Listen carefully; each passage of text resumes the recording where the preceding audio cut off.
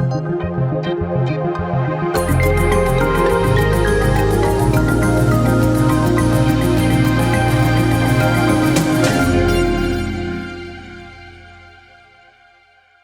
I've got the X5DR from Korg, and what I want to do in this quick mini review of the unit. Now there's already other reviews of the X5DR and I really don't want to just do another big review, so a mini review here. There's a few things I want to cover. First of all, quick look at the menu system, quick look inside. These have the cell batteries, 2032s. They haven't been checked, so need to look at that.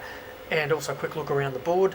Listen to some of the custom sounds that you can make on here. Now I know on the reviews, the other reviews, you'll probably listen to a lot of the presets. I really want to hear custom patches and how they sound once you start to get a little bit creative. In, out, through, MIDI ports here, got the PCIF here, old technology now. We've got left and right analog outputs here, we've got 12 volts. Rest of it's all metal, plastic front panel. Let's have a quick look at the front face here. Uses the standard 16 character 2-line LCD panel here. Yeah, power, small little power button there. So half rack unit. What I'm going to do here is I'm going to go through these controls here, but I'm going to go through them fairly fast. And so when you're in this combi mode here, you've got 100 combinations here. Program mode, you've got also 100. So if we press the multi button, so you're in the global screen here, and master transpose, curves, velocity curves, PCIF clocks. You've got your scales here, you can set those. Effectively how this works is you have layers. So you've got 0, 1 layer, and then you've got a next one will be 01B, 01C. So you're all on the same level here. Let's go up to page plus, and goes to the next layer. So we've got 02A, and then we go through. So this is all the MIDI stuff here. You've got write protect, your programs, things like that. We've got the MIDI dumps if you want to take stuff off here with a program like SysX or something like that. We've got preset data here, so if you want to load bank A or bank B, it has room for 100 of the programs. So you either have preset A or preset B, and you can only load one at a time. You can't have both. The X5DR has the preset B bank, and the X5 doesn't have that bank. So if we go up again, we've other things we can set here for the drums. You can copy the drum kits, and so yeah, pretty straightforward global setup. We select the combi up here, and then we select edit. Now we can get in and set up all the combination stuff. We're going to go over to the program, and this is where you can set up editing all your programs. So that's a quick look at just the menu system and how that works. Obviously I don't want to go into all the details of that because we'd be here forever. Okay, so to take the unit apart, you've got screws on the back, you've got 2 screws on either side here, so they have to be removed. So let's take those off. So we've got 4 of the PCM chips up here on the left hand side. This is the main CPU. Also looking around here, here's the battery here, 32 battery. So if we have a look, what's this, the PCM 69AU? Yeah, I think that's a DAC there. So PCM ROM, PCM RAM here, system ROM. Pretty nice little setup. Caps look okay on here. What I need to do here is really want to take this board out because you want to change this. This has one of these, the battery is actually fixed onto metal plate. Go from underneath the board, desolder this. 3 screws holding in the side chassis, so we're going to remove those. Okay, so you do have a power connector here at the front, and you can simply remove that and just push that forward. Should be able to get around to the circuit here, and hopefully without taking any of these other wires off here. So if we flip the board here, I think we could probably operate straight off here. So here is your battery terminal, so this section here. So we've got negative terminal here, and then we've got the positive terminal. Soldering station here, and I've got it on around about 290 degrees. That should be enough just to quickly remove this. Solder just to heat this up. Pull this out.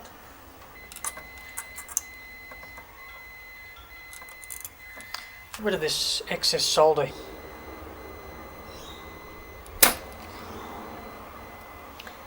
Until we can see those holes. Just turn this over just a little bit here, just watch the cables.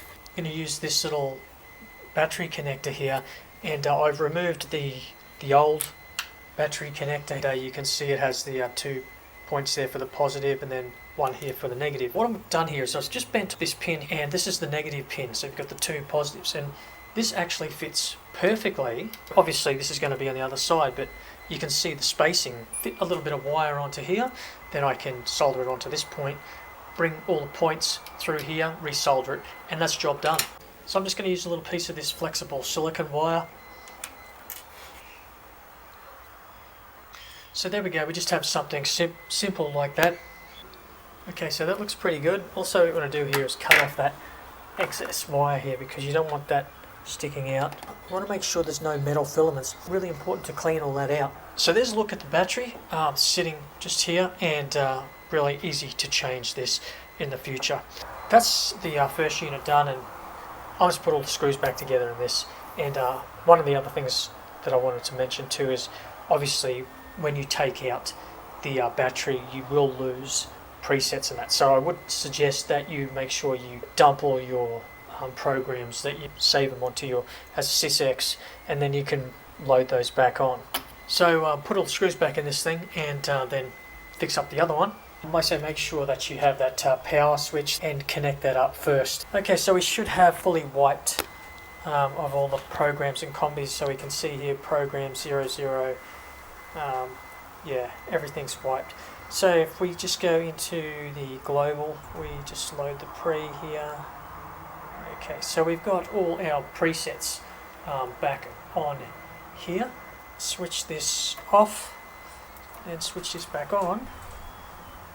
We still have all those programs and combis on it. So that battery backup is all done. So let's bring up the rap sheet on the X5DR, find out all about its specs. Released in 1995, some other notable units that were around at that time was the Trinity and the Prophecy.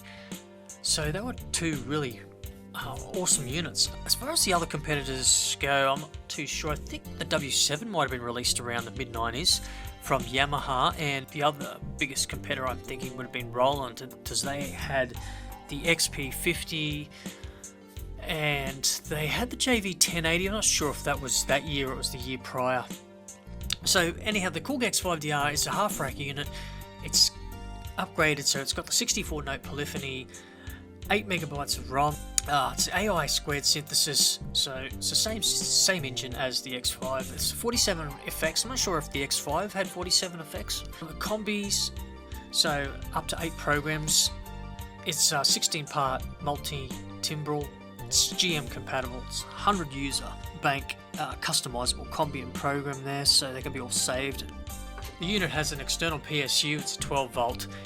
So looking at the pros, it's nice compact form factor. I really like that. Software available for Windows 10. Put a link in the description where you can get that from the Soundtail website. Navigation's super easy once you get the hang of the buttons on the front panel. It's usually around the $200-$250 mark, what I got my 2 units for, so if you see them for that, definitely pick them up. MIDI in, out and through, so it's nice to have the through option. Excellent waveforms. The M1 piano's on here, the T-Series saxophones are on here, also some other great stuff there. Easy to service, and like I said, 16 character panel displays, you can get those relatively easily. 64 voice polyphony, nice upgrade again from the X5s, makes a huge difference for the combis. High quality GM set, so nice GM playback. And while it's not the biggest LCD screen, it is a very vibrant LCD, so nice backlight there. And the unique sound of the unit is the one thing that drew me to it, and you'll hear that in the patches. So looking at the cons, not a great deal, but the big one there is no filter resonance, and I think that might put some people off. And even if they just made something like they did with the N1R, which wasn't a true filter resonance, but just something like that would have been fine. Small display, again, this is to do with the small form factor. No arpeggiator, I think this is a missed opportunity. They really should have just put even a simple one here, and this just really would have elevated the worth of the unit. No portamento, another small thing that could have been implemented, and another missed opportunity to really make this synthesizer something special.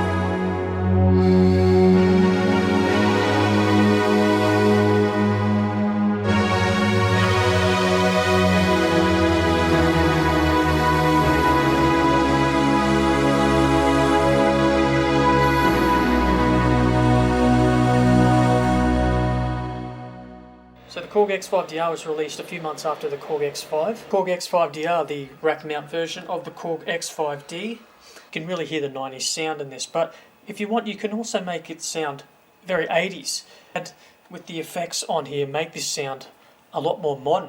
The final thing I want to mention here is the test mode. Now the X5D has a test mode, the X5DR. I'm assuming the X5 and the 05RW also have a test mode. What this tests for is everything in the list here. The way you can do that, on the back here you've got the host connector here, and what you need to do is short the pins on 8 and 6 and 5 and 3. And once you do that, you can enter into the test mode by pressing page plus and page minus while turning the power switch on. So that's it for this episode. The Korg X5DR, a fantastic sound module. It's definitely earned a place in my studio because it encompasses so much of what Korg's famous for. The real world sounds on here, the guitars, the flutes, these strings, and again, like you could make some really rich and deep sounding stuff on here with those combinations. So that wraps it up. Thanks for watching, and I'll see you on the next project.